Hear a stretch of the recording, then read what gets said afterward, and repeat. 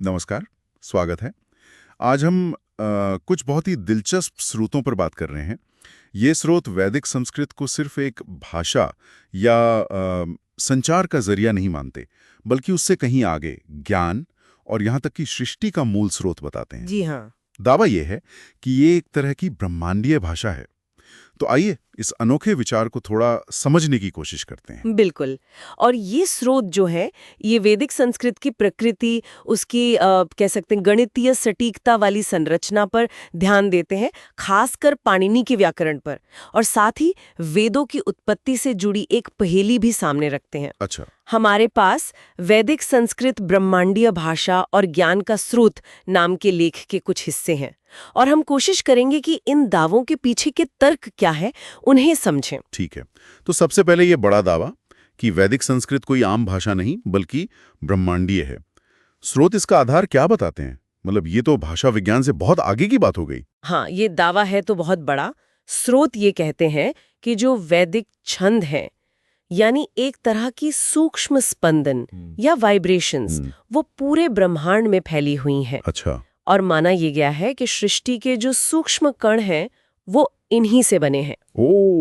इसी आधार पर इसे पूरी तरह वैज्ञानिक, शाश्वत और सार्वभौमिक भाषा कहा गया है, जैसे कि इसकी बनावट किसी इंसान की रचना न होकर कुछ और ही हो। तो मतलब भाषा की जो बनावट है, जो संरचना है, वही इसके ब्रह्मांडीय होने का सबूत मानी जा रही है। हाँ, कुछ ऐसा ही। और यहीं पर पाणिनि की अष्टाध्यायी का जिक्र आता है, हाँ। है ना? इसे इतना खास क्यों बताया गया है? बिल्कुल सही।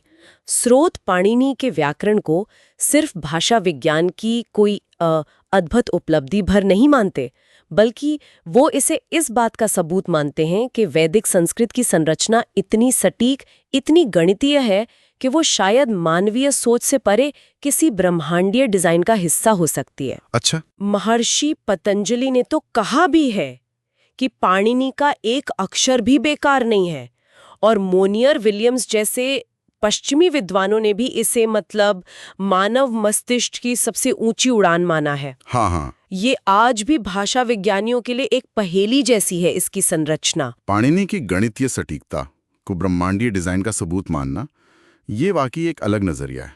ठीक है, अगर संरचना इतनी सटीक है तो फिर सवाल उठता है कि ये ज्ञान आया कहाँ से? जी। स्रोत इस पर भी आते हैं और मनुस्मृति का हवाला देते हैं। उसमें एक श्लोक है जो पार्ट 123, जो कहता है कि अग्नि, वायु और रवि से 3 वेद ऋग, यजुर, साम प्रकट हुए यज्ञ के लिए।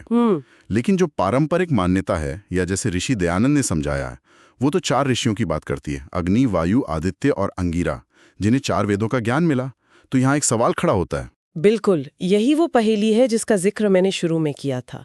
सवाल ये कि मनुस्मृति में 3 ही नाम क्यों हैं, अग्नि, वायु, रवि, जबकि हम 4 वेदों और 4 ऋषियों की बात सुनते आए हैं, अग्नि, वायु, आदित्य और अंगिरा। हाँ। तो 3 नामों से 4 का मतलब कैसे निकल रहा है? और ये भी कि आदित्य ऋषि की जगह रवि या सूर्य शब्द क्यों इस्तेमाल हुआ? तो इसका स्रोत क्या समाधान देते हैं? ये अंतर तो साफ दिख रहा है। देखिए, स्रोत इसके कई पहलू बताते हैं। पहला तो ये कि वेद विद्या की मुख्य शैलियां 3 ही हैं, ऋक् यानी पद्य, यजुः यानी गद्य, और साम यानी गाने योग्य। चौथा वेद जो है अथर्ववेद, उसमें इन तीनों शैलियों के तत्व पाए जाते हैं। तो हो सकता है कि शैली के हिसाब से 3 का जिक्र किया गया हो, जो चारों को कवर कर लेता हो। अच्छा, ये एक संभावना है। दूसरा पॉइंट ये है कि रवि या सूर्य शब्द जो है, वो आदित्य और अंगिरा दोनों का बोध करा सकता है। आदित्य के लिए तो ये पर्यायवाची है ही, और अंगिरा को प्राण कहा गया है, प्राणो वा अंगिरा, और प्राण का सबसे बड़ा स्रोत तो सूर्य ही है। तो इस तरह से भी जुड़ सकता है। ये भी दिलचस्प है। और तीसरा पहलू क्या है? तीसरा और शायद सबसे महत्वपूर्ण तर्क ये दिया गया है कि ये नाम अग्नि, वायु, आदित्य, अंगिरा, ये शायद व्यक्तिवाचक नाम ना हो, बल्कि उपाधियां हो, टाइटल्स हो। उपाधियां? हाँ, ये वो उपाधियां हो सकती हैं जो हर सृष्टि की शुरुआत में उन आदि ऋषियों को मिलती हैं जिन्हें वेदों का ज्ञान सबसे पहले प्राप्त होता है। और अगर ये उपाधियां हैं तो फिर उनके लिए पर्यायवाची या मिलते जुलते शब्दों का इस्तेमाल किया जा सकता है। ये तर्कसंगत लगता है। यह व्याख्या कि नाम उपाधियां हो सकती हैं, ये तो काफी सोचने वाली बात है। ये पूरे सवाल को किसी व्यक्ति विशेष से हटाकर एक सिस्टम, एक व्यवस्था की तरफ ले जाती है। बिल्कुल अलग नजरिया है ये। लेकिन बात यहां खत्म नहीं होती है ना। स्रोत तो भाषा और ज्ञान से भी आगे जाते हैं, इसे सृष्टि से ही जोड़ देते हैं। हाँ, और ये शायद सबसे गहरा दावा है इन स्रोतों का।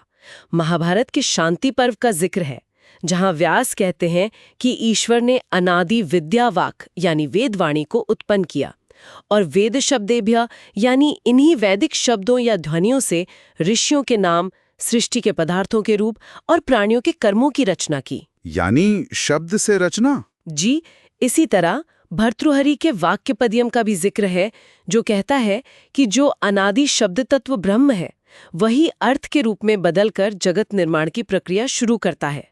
इसका मतलब ये हुआ कि शब्द या ध्वनि सिर्फ चीजों का वर्णन नहीं कर रही, बल्कि वो सृष्टि का आधार है, वो वास्तविकता बना रही है। तो इन स्रोतों के मुताबिक हम बात कर रहे हैं ध्वनि की, वैदिक शब्द की, जो न सिर्फ वास्तविकता बताती है बल्कि उसे बनाती है। ये तो बहुत ही गहरा विचार है।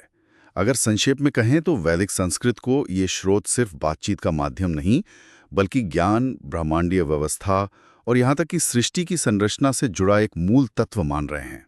बिल्कुल। पाणिनि का व्याकरण इसकी अनोखी संरचना का सबूत है, और वेदों की उत्पत्ति की कहानी भाषा और ब्रह्मांडीय व्यवस्था के गहरे रिश्ते की तरफ इशारा करती है।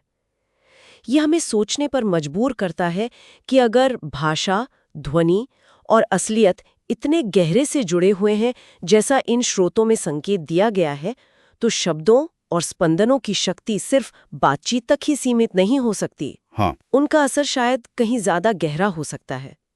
इस पर और सोचा जा सकता है।